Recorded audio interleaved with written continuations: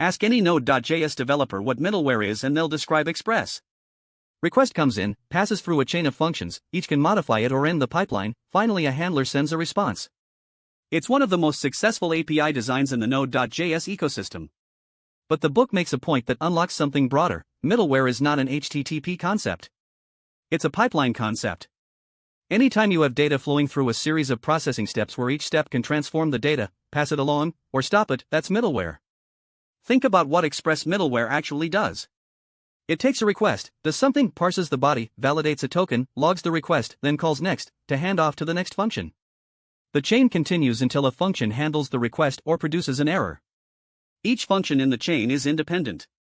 Each can be added or removed without affecting others. Now imagine applying this exact design to anything else.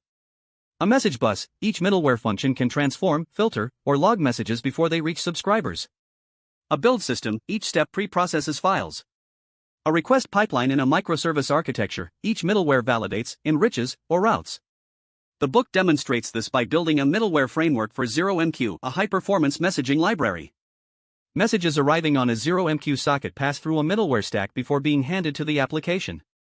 Outbound messages pass through the same stack in reverse. Middleware functions can decompress, decrypt, validate schema, log. The insight is architectural. Express popularized middleware in Node.js, but the pattern is domain independent. Any processing pipeline benefits from the same shenable, composable, independently testable design.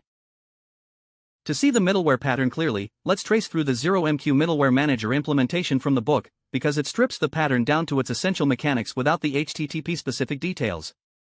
The middleware manager class has two responsibilities: registering middleware functions and executing them in sequence. Internally, it maintains an array of middleware functions. The use method appends a function to this array exactly like appuse in Express. The execute method runs the chain. It takes a message and creates an index into the middleware array. A recursive function, often called next, calls the current middleware with the message and a callback. When the middleware calls that callback, next increments the index and calls the next middleware. When the index reaches the end, the original completion callback fires. This is the core pattern, stripped bare, an array of functions, a recursive runner, a next callback that advances through the array. Error handling is the next layer. If middleware calls next with an argument, that argument is treated as an error. The manager skips remaining normal middleware and looks for error handling middleware functions with the signature error message next instead of message next. Express uses exactly this convention. What makes this powerful is how each piece composes. Here's the inbound pipeline for the ZeroMQ system: decompress middleware, then decrypt middleware, then JSON parse middleware, then route to handler. Each is a separate, testable function. Adding message signature validation is one more use, call. Removing logging in production is one line removed. No part of the chain knows about the others. This is the power of the middleware pattern: complex pipelines built from independent, composable functions. ZeroMQ is a messaging library that provides sockets for various communication patterns: pub/sub, push/pull, request/reply. It's popular in distributed systems for its performance and flexibility. The book uses it as the substrate for demonstrating middleware outside of HTTP. The scenario: a ZeroMQ socket receives messages from other services. Before your application code handles a message, it needs to go through several processing steps: decompress the payload, messages are gzip compressed for network efficiency, decrypt the content, messages are encrypted with a shared key, and parse the JSON body. Without middleware, these three steps get interleaved in the message handler. The handler does decompression, then decryption, then parsing, then application logic. It becomes a monolith. Want to add message validation? Edit the handler.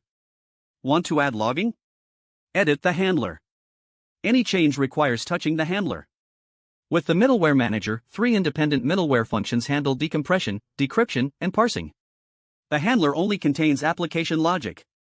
Adding message validation is a new middleware function and one use, call. The handler doesn't know or care. On the outbound side, messages go through the same middleware in reverse, serialize to JSON, encrypt, compress. The middleware functions are reused, the same JSON parse middleware is inverted to become the JSON serialized middleware. The book's implementation also shows a crucial practical point: the ZeroMQ middleware manager is reusable.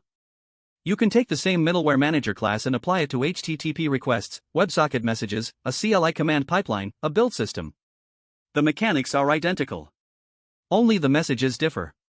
This generality is what makes the middleware pattern one of the most valuable in the Node.js design pattern vocabulary. Every action your application takes, create a user, delete a record, send an email, update a field, can be represented as an object. That's the command pattern. Encapsulate a request as an object, giving it a way to be parameterized, queued, logged, and undone. In the simplest form, a command is just an object with an execute method. A create user command has an execute that creates the user. A delete record command has an execute that deletes the record. This is the task pattern, the simplest variant. Useful for task queues, deferred execution, and retry logic. Any command that has failed can be retried by calling execute again. But the command pattern becomes most powerful when commands are invertible. Add an undo method to each command. The create user command's undo deletes the created user. The update field command's undo restores the previous value. With undoable commands, you can implement an undo/redo stack. Keep a history of executed commands. Undo means stepping back through history, redo means stepping forward. The book builds a text editor command system as the demonstration. Each edit, type a character, delete a character, select and replace is a command object with execute and undo. The editor maintains a history array. Every execute appends to history. Undo pops from history and calls undo. Redo moves forward. Command Z and Command Shift Z are both trivial to implement because all the state for reversal is captured in the command objects. This is exactly how every text editor, every graphics tool, and every spreadsheet implements undo/redo. The command pattern is the mechanism behind one of the most expected features in interactive software. The command pattern solves a problem that goes far beyond undo/redo buttons. In distributed systems, in database design, and in audit-heavy applications, the ability to represent every action as a serializable object is foundational. Database transactions are commands. When you execute begin transaction in SQL, everything between begin and commit is a unit of work that can be rolled back. The database engine keeps a transaction log, a record of every operation, that allows rollback by replaying operations in reverse. This is the command pattern at the database engine level. Every write is a command with undo semantics. Event sourcing is an architectural pattern that takes this further. Instead of storing the current state of your data, you store the history of commands that produced that state. Your user table doesn't store the current user record, it stores the sequence of events: user created, email updated, password changed, account deactivated. The current state is derived by replaying the event log from the beginning. The advantages are significant. You can reconstruct the state at any point in time by replaying only up to that point. You have a complete audit log for free. You can add new projections, new ways of viewing the data, by replaying the event history through a new reduction function. The business events become the source of truth. Redux in the React ecosystem is event sourcing applied to front-end state. Every user interaction dispatches an action, a command. The reducer replays the action sequence to produce the current state. Time travel debugging in Redux DevTools works by replaying command sequences. The entire state history is preserved. The command pattern threads through modern software design at every scale, from undo buttons to database engines to distributed event systems. Once you see it, you recognize it everywhere.